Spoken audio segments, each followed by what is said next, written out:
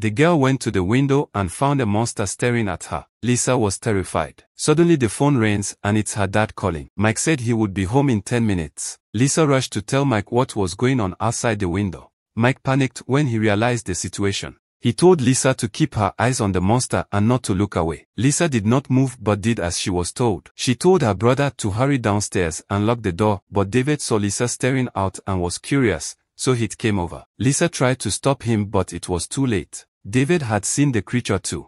Now they could only stare at the creature together, but it wasn't long before Lisa couldn't stand it. She thought David could just keep an eye on it alone. So Lisa went downstairs and locked the door and closed all the windows and doors. After everything was done, when Lisa came back, she found the monster gone. Lisa thought that David must not have been keeping an eye on the monster, that David said the monster had been here all along. Lisa searched hard for the monster. Just as she was wondering, Lisa looked back and found the monster standing behind her. She wanted David to help her. David saw that the monster was still outside the window and didn't dare move. At this point, Lisa slowly avoids the monster, whose case follows Lisa's. Lisa has an idea.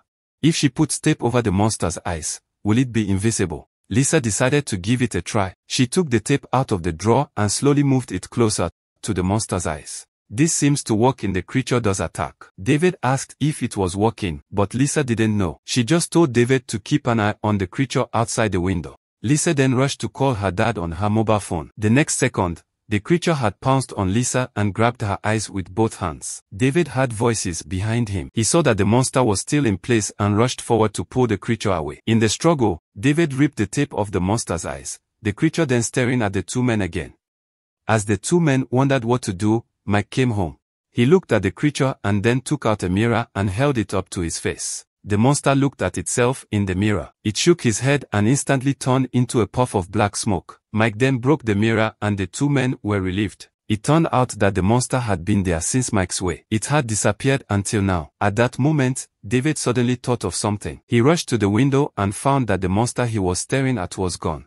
Mike couldn't understand how there could be two monsters. It turned out that David had to divert his attention to save Lisa just now. They took care of the monster in the house, but the monster outside the window was gone. Mike understood it was because Lisa had kept her eyes on the monster that another monster was replicated. The doorbell suddenly rings again and the three of them looked towards the door in surprise.